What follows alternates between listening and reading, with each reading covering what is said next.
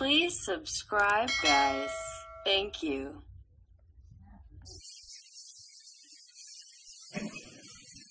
Harus ada target sampai kapan tuh. Nah, selanjutnya itu budak. Di sini budak itu biasa kita sebut rakib. Selanjutnya itu yaitu gorimin. Gorimin orang yang mempunyai hutang. Bukan maksudnya hutang yang orang hutang beli mobil, bukan di situ maksudnya. Tapi orang yang benar-benar secara kebutuhan dia terdesak untuk meminjam uang itu ke para rentenir. Itu bisa kita bantu. Dan terakhir ibnu sabil ataupun fisabilillah, orang yang berjalan di jalan Allah. Itu sedikit tentang review tentang apa itu zakat.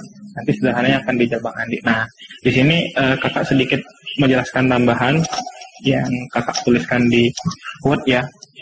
Jadi ada 4 fase yang dicanangkan oleh teman-teman gerakan zakat di Indonesia terkait penanganan COVID. Yang pertama itu kita melakukan gerakan kampanye, terus penyemprotan disinfektan, dan pembagian hand sanitizer. Nah, itu yang dilakukan oleh teman-teman dari gerakan zakat se-Indonesia terkait penanganan COVID. Untuk yang pertama, kita melakukan kegiatan kuratif, di mana itu kegiatan yang kita lakukan membangun instalasi perawatan di luar gedung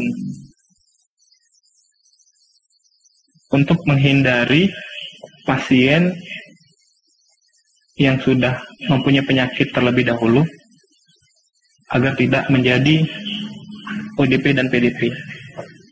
Contoh yang di gerakan tersebut dilakukan oleh teman-teman. Nah, ambil contoh teman-teman itu apa? Membangun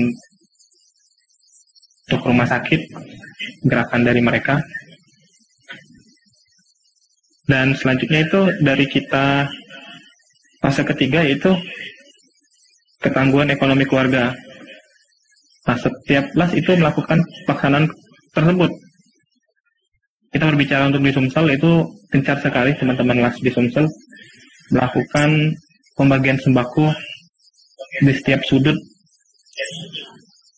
Sumatera Selatan. Ada yang sampai ke Jalur, ada yang sampai ke Prabu Mulih, dan memang itu luas jangkauan kita untuk melaksanakan pembagian sembako tersebut. Apalagi teman-teman yang kondisinya saat itu lagi PSBB, untuk aktivitas mereka memang agak sulit, dan teman-teman las diberikan ruang space yang luas untuk membantu pemerintah dalam pelaksanaan pembagian sembako tersebut. Dan kita juga memberikan ketahanan pangan di sekeliling rumah mereka untuk kebutuhan pokok. Jadi kita nggak hanya memberikan teman-teman itu beras, tapi kita untuk menciptakan mereka agar lebih aktif ketika di rumah. Itu yang akan mereka lakukan. Terus yang keempat, nah ini fase ketika COVID sudah mulai di zona hijau ya. Ini yang bisa kita optimalkan untuk teman-teman UKM, yang dimana itu banyak sekali teman-teman UKM yang tergerus hasil usahanya, dan memang mereka sangat sulit untuk menciptakan usaha-usaha. Nah, makanya contoh kayak teman-teman yang tukang jahit, itu ketika COVID ini kita saling bersinergi untuk membuatan baju APD, terus mengoptimalkan pembuatan masker yang kita lakukan di YBM PLN. Kita ada binaan yaitu Rumah Cahaya Berdaya, di mana kita mengoptimalkan mereka, ibu-ibu yang dari golongan kurang mampu, untuk menjahit pembuatan masker, terus menjahit pembuatan APD. Ada rekan-rekan lain. Saya ulangi, dan parkiran miskin di darurat, terus bersifat penting, itu gore, mualaf, dan fisabilillah, ibu sabil, ada yang tidak prioritas, seperti hamba sendiri, ada yang bersifat strategis atau hamil. Nah, ini orang-orang yang kategori penerima zakat. Nah, ada 2 poin kalau kita bicara hari ini tentang zakat. Ada temannya zakat adalah infak dan sedekah. Tentu ada kategori 2 instrumen. Nah, kalau kita bicara sedekah dan infak, itu instrumennya sukarela. Artinya berdasarkan kemampuan dari individu yang bersangkutan memiliki harta. Itu instrumennya sukarela. Yang namanya sukarela ya sesuka-suka aja gitu. Ada berapa ya sudah, itu monggo, silakan. Namanya juga sukarela kan. Nah, itu instrumennya sukarela. Yang penting ada penggunaannya, ada barangnya, dan yang penting ada niat untuk melakukan sedekah, infak, ataupun apa namanya. Itu instrumennya sukarela. Yang kedua, tadi kalau kita bicara zakat, instrumennya adalah wajib. Semua orang ketika sudah memasuki masanya, baik itu masuk waktunya, kalau kita bicara waktu, artinya zakat di bulan Ramadan kan, sudah masuk waktunya. Kalau kita bicara nilai atau ukuran, zakat harta. Nah, itu kalau sudah memenuhi waktunya, baik waktu maupun nilai nominalnya, dia wajib zakat. Apapun caranya tetap wajib zakat. Mau nanti tadi kan sempat disinggung ketika bayi yang baru lahir di malam takbiran, sebelum sholat Id didirikan, dia sudah wajib dikenakan bayar zakat gitu.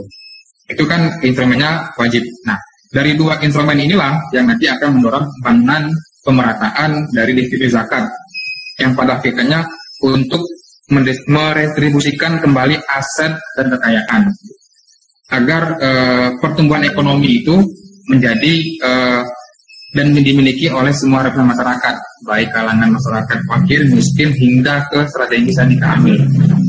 Berbicara tentang masalah pengelolaan zakat dari segi ekonomi, tentu banyak sekali yang dapat kita rasakan hari ini. Seperti tulisan saya, mungkin bisa di-share, Mbak Admin, di tulisan saya di asajin.com. Halo? Ya, sambil adminnya mempersiapkan. Ya, di tulisan saya tersebut bisa dibilang kan sudah 25 tahun Indonesia merdeka, tapi masalah yang paling hari ini tidak bisa selesai sampai hari ini, belum bisa selesai, saya ulangi, belum bisa selesai adalah masalah kemiskinan dari zaman sebelum merdeka hingga zaman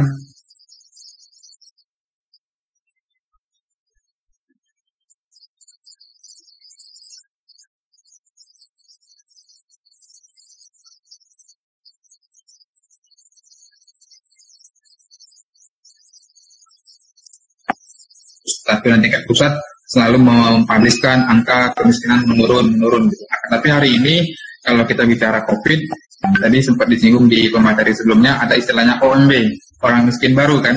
Tiap hari orang-orang miskin ini bertambah karena ada dampak ini. Terus bagaimana peran zakat terhadap itu semua? Tentu sangat berperan gitu. Nah, ada beberapa poin yang sudah saya tulis. Sebenarnya tadi saya mau buat slide, cuman nggak keburu kayaknya, ini cuma saya tulis aja. Ada peran zakat dalam pertumbuhan ekonomi. Secara umum kan dana zakat itu terima dari mustahik. Mustahik tahu, mustahik adalah orang yang menerima zakat, yang akan meningkatkan daya beli. Nah, kalau kita bicara daya beli, berarti kan kita bicara perputaran uang. Peningkatan ini akan mendorong peningkatan produksi barang dan jasa. Peningkatan ini juga akan mendorong peningkatan kapasitas produksi, yang pada akhirnya secara agregat, keunggulan akan mendorong pertumbuhan di masing-masing sisi nasional, ekonomi nasional maksudnya. Tadi sempat disinggung adanya program menjahit gitu kan.